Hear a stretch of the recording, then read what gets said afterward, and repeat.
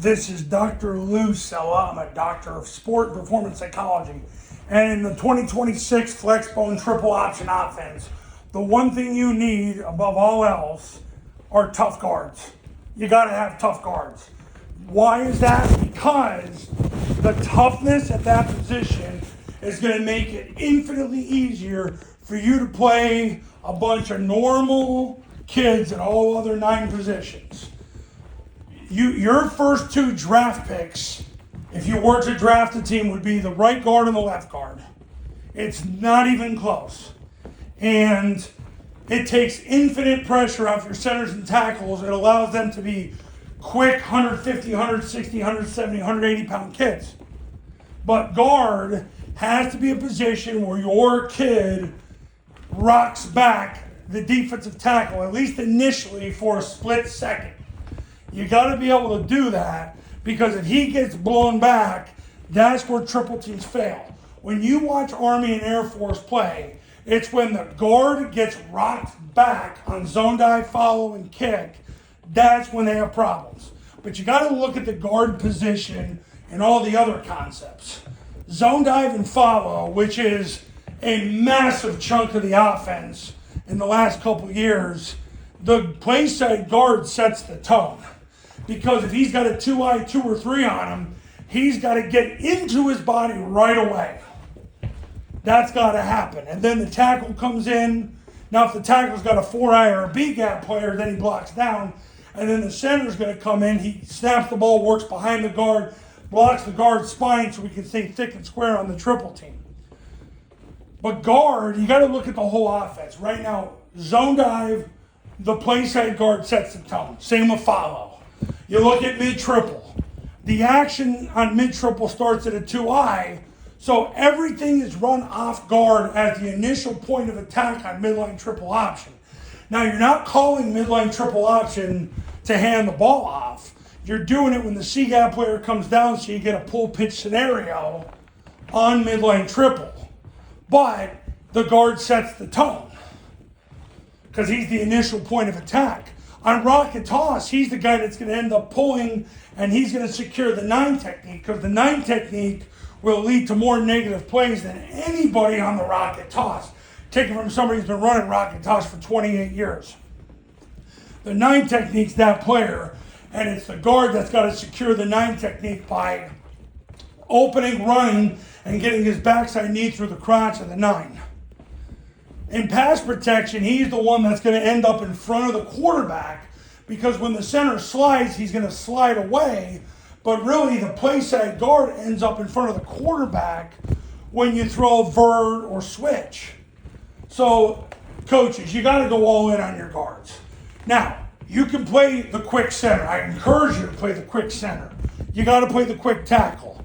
You got to play, obviously, your best athlete at B-back, because he's going to end the play with the ball more than anybody else. You got to play a fearless, obedient, non-fat quarterback. You got to play, A-backs with some wiggle. They're battering rams that catch a pitch. And then obviously you finish with receivers, and receivers in this offense basically just have to get from point A to point B. That's what happens. But guard, you got to be tough at guard. You got to put your 2 tough guys at guard. You got to let the guards go, because they're the player that's going to change your coaching life. When Army and Air Force's guards, they can rock off the ball and not get rocked, it changes everything. Those are the games where Army and Air Force are running zone dive 20, 30, even 40 times a game. But if they're getting blown up, then what happens is it creates a chain effect on the triple team, where the tackle can't get in because he overstrides. The center works behind the guard and ends up, then it basically becomes a late movement on the defensive tackle, and before you know it, you can't get yards on zone dive. So guard is the one position you got to be tough. And yes, this is an offense where you need less talent than any other offense and can still win. But you got to start with guard. Anybody in 2026 that does not start building their offense at guard is doing it wrong. Because quarterback, there's not as much pressure on the quarterback anymore. Army and Air Force run mid-triple 4 or 5 times a game because zone dive and follow took over, and kick as well. So the really focus has to be on guard. Tough guards. Tough guards. They don't have to be 250 or when I played like 270. No. But you want a guy that's tough and lean and he can bend his knees and get underneath the defensive tackle even for a millisecond just to get that initial contact so the tackle can come down and the center can work behind the guard and you have a thick square triple team which sets the tone for you to get yards on zone dive, and then it just keeps going and going and going from there. Because if you keep getting 4-yard gains in ball security, you can't lose. I've said this before, I'll say it again. NFL in the last 41 years, the last NFL team to average 4 yards rushing at first down was the 1985 Bears. The offense never gets credit. The defense gets too much credit. But the reason the defense was so good is because the offense did something that hasn't been done in 41 years, which is get 4 yards rushing at first down. Your chance of winning a football game if you average 4 yards rushing at first down is 99+%. And yet very few people try to do this. You got to go all in on that data metric. That's going to change your coaching life. And it's not as hard as you think. But you've got to be willing to follow this procedure as I've laid out in almost 6,000 YouTube videos and through the Triple Option Football Academy and the Triple Option Football Academy camp. There's a reason why people come to me and they invest in the online academy and the camp, because they get it right the first time, they leave no doubt, and that investment that they made changes their life. They invest $29.97 and their life is never the same. It just gets better and better and better.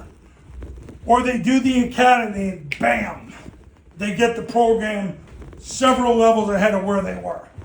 So if you're ready to make the change and you want a better coaching life and you're sick and tired of getting your face kicked in and you want your place at the table and you're tired of hearing everybody else being good and you're the victim, hanging out in the corner of your room holding your nipples, waiting for your mommy to come and soothe you, and you're sick and tired of acting like that, call me right now. 570-332-0265. 570-332-0265 and go to tripleoptionfootball.com/testimonials where over 3 dozen coaches are going to tell you that they were bad and ended up becoming good after their Triple Option Football Academy camp and online academy. Over 3 dozen. What's your excuse? You ready? Or are you going to go in the corner and suck on your thumb? We're going to find out. Give me a call. God bless.